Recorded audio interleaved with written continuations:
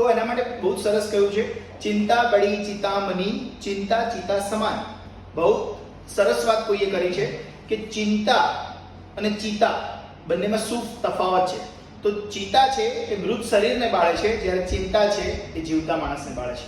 તો ચિંતા કરવા, yes Excuse me, can I ask some question? Yeah please. જે તમે અત્યારે કહ્યું કે ચિંતા કરવી ન જોઈએ, તો શા માટે ન કરવી? ચિંતા તો કોઈને કોઈ વાતને લઈને થવાની જ છે. What's your good name? Chirag. ચિરાગભાઈને બહુ સરસ ક્વેશ્ચન છે કે ચિંતા તો કોઈના કોઈ વાત થવાની જ છે. Can you please come on the stage? હા, sure. તો આપણે એમનો ક્વેશ્ચન સાંભળીએ. એમનું કહેવું છે કે ચિંતા કોઈના કોઈ વાતની થવાની છે. હા પ્લીઝ. જે રીતનું અત્યારે તમે વાત કરી કે ચિંતા ન કરવી જોઈએ, પણ અત્યારે કોઈને કોઈ વાતને લઈને નાનામાં નાનીથી લઈને મોટી વાતમાં લઈને થોડી તો ઘણી ચિંતા રહેવાની છે. ઓકે, જેમ કે અત્યારે મારે કાર ખરીદવી છે, તો મને અત્યારથી એનું ચિંતા છે કે એનું ડીપી પ્લસ એની લોન થશે કે નહીં, પ્લસ બીજી કોઈ વાત કે એના ઈએમઆઈ હું ટાઈમ ટુ ટાઈમ ભરી શકીશ કે નહીં. Very good question. Please have a seat please. Thank you. જો જે ચિરાગભાઈને છે ને કદાચ ઘણા બધાનો ક્વેશ્ચન હોઈ શકે, અથવા આજકાલ જેટલા લોકો મળી રહ્યા છે એમના આવા ક્વેશ્ચન્સ હોઈ શકે. પણ ચિંતા એટલે કે એન્ઝાઇટી અને તમારું લોજિકલ કેલ્ક્યુલેશન્સ અથવા તો તમારું જે પરફેક્શન હોય ફાઇનાન્શિયલ પ્લાનિંગ, એ બંનેમાં બહુ જ ફરક છે. કેલ્ક્યુલેટેડ રિસ્ક લેવાની કેલ્ક્યુલેશન્સ થતી હોય તો ત્યાં ચિંતા આવે એવું બિલકુલ જરૂરી નથી. અને એ જે ચિંતા વ્યક્ત કરી રહ્યા છો એ બહુ જ લોજિકલ છે. એક સિમ્પલ એક્ઝામ્પલ સમજીએ આપણે. જેમ કે આપણે એવું સમજીએ કે આ એક સર્કલ છે જેને હું નામ આપી રહ્યો છું ચિંતા. જે ચિંતા છે આ એક અત્યારે સર્કલ દેખાઈ રહ્યું છે, જે ઘણીવાર બહુ ચિંતા કરવાથી ડાર્ક સર્કલ આંખ નીચે પણ દેખાતા હોય છે. હવે તમને કોઈ વાતની ચિંતા છે એટલે કે કોઈ પ્રોબ્લેમ છે જેની ચિંતા છે, તો આ એક પ્રકારે હું કહીશ કે તમારો એક પ્રોબ્લેમ પણ છે. આજકાલની જનરેશન બહુ જ વધારે શબ્દો પ્રયોગ કરતી હોય છે કે આ પ્રોબ્લેમ છે, સમસ્યા છે, મને તેની ચિંતા છે.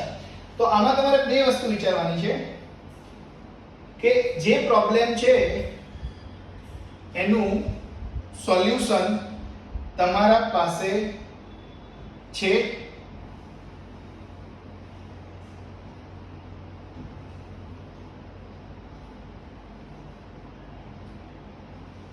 જ્યારે પણ ચિંતા થાય છે સૌથી પહેલા શું વિચારવાનું છે? જે ચિંતા થાય છે, જે પ્રોબ્લેમના કારણે, જે સમસ્યાના કારણે, એનું સોલ્યુશન તમારા પાસે છે.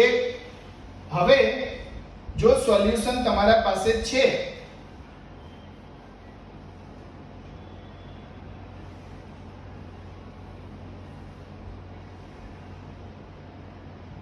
યસ, જો પ્રોબ્લેમનું સોલ્યુશન તમારા પાસે છે યસ, તો તમારે કોઈ ચિંતા કરવાની જરૂર જ નથી. અને જો પ્રોબ્લેમનું સોલ્યુશન તમારા પાસે નથી, નો, તો ચિંતા કરવાની બિલકુલ જરૂર નથી. કારણ કે જે પ્રોબ્લેમનું તમારા પાસે સોલ્યુશન જ નથી એના વિશે ચિંતા કરીને શું કરશો? તો એ જગ્યાએ જે એમણે વાત કરી કે મારા પાસે ગાડી લેવા માટે જે વિચાર છે, જે પદ્ધતિ મેં અપનાવી છે લોન લેવાની કે એના માટે હું ચિંતિત છું. જો તમે વિચારી લીધું છે કે પ્રોબ્લેમ છે કે ગાડી લેવી છે, હવે ગાડી માટે પૈસા નથી એ પ્રોબ્લેમ છે, ગાડી લેવી છે વિચાર છે, હવે એ પ્રોબ્લેમનું સોલ્યુશન છે યસ, લોન છે, તો ચિંતા કરવાની જરૂર નથી. સોલ્યુશન નથી તો ત્યાં તો તમારે ગાડી જ લેવાની જરૂર નથી. તો બહુ જ સિમ્પલ છે કે કોઈ પણ પ્રોબ્લેમનું સોલ્યુશન તમે જ્યારે ચિંતાતુર બનો છો ત્યારે એ ચિંતા રોગ એટલે કે એન્ઝાઇટીમાં પરિણમી શકે